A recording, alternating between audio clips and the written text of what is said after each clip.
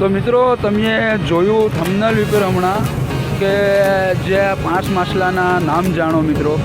તો મિત્રો આપણે તે માછલાને અલગ કાઢી મૂકેલા છે અને હું તમને હમણાં બતાવું છું કે જે 5 માછલા છે તેના નામ શું છે.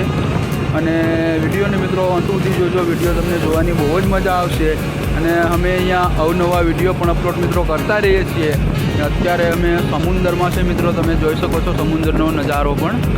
તો આપણે હાલો હું તમને હવે માછલા બતાવું, બરાબર. નામ સાથે તમને જણાવું કે તે માછલાનું નામ શું છે અને તે માછલા કેવા છે મિત્રો.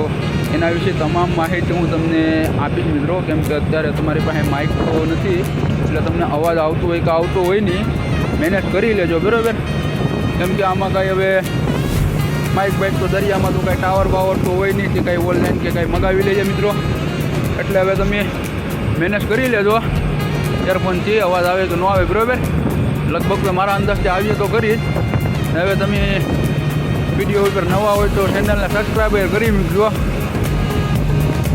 બાકી તો બીજું કાંઈ છે નહીં.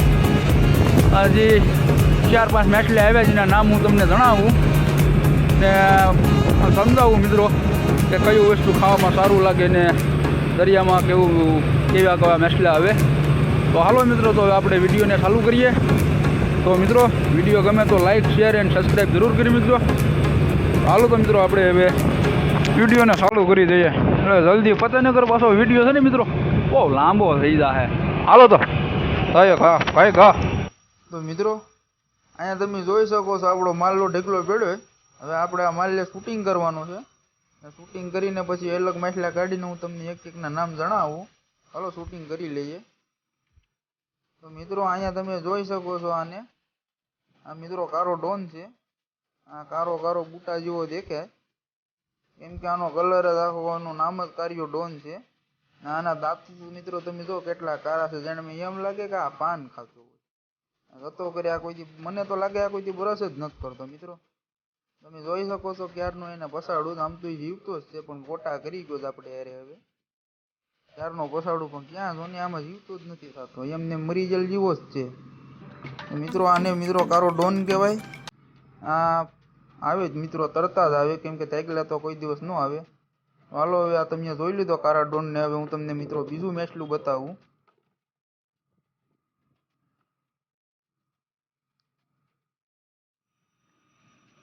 મિત્રો આવડો આ છે ટાઈગર.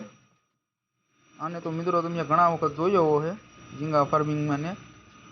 તો આ છે મિત્રો ટાઈગર છે ને, પટ્ટાવાળો કંઈ ઘટે નહીં એવો. હાલો હવે હું તમને ત્રીજું માછલું બતાવું મિત્રો. જોઈએ આપણે ત્રીજું માછલું કેમ છે. તો આ છે મિત્રો પકડી, અને પકડી ફિશ કહેવામાં આવે. આ તમારે ફેક્ચરી જ ઓઝામાં આવે. અત્યારે આપણે પરેશભાઈ આપણે પકડીને બતાવે. તમે જોઈ શકો છો મિત્રો ફરતું ફેરવીને બરાબર રીતે. મિત્રો આનો કલર ને આનો લુક ને તમે જોઈ શકો છો મિત્રો. એમાં કેટલા તો ભાઈ ઓઝા ફાડવા પડે ત્યારે આવું માછલું આવે. બાકી આ ભેટમાં તમને જોવાય ન મળે. એટલા ઓઝા ફાટે ત્યારે આ પકડી ચીજ આપણા હાથમાં આવે મિત્રો. તો હાલો મિત્રો હવે હું તમને બીજું બતાવું માછલું. આવા આપણી પાસે અનોખા ઘણા માછલા છે મિત્રો જોવા જેવા. હવે હું તમને સાયનાનું માછલું બતાવું મિત્રો, એનો સ્પેશિયલ ખોરાક. તો મિત્રો આ તમે જોઈ શકો છો આ સાયનાનો સ્પેશિયલ ખોરાક છે. આ પણ હારું આમથી આમ ગલુટિયા મારે કેમ કે ચારી બાજુ ટાંગા છે ને એટલે. મિત્રો આ હવે તમને આ માછલા કેવા લાગે કમેન્ટ કરીને જરાક બતાવજો, એટલે અમારે આગળનો વિડીયો બનાવવાની મજા આવે બરાબર.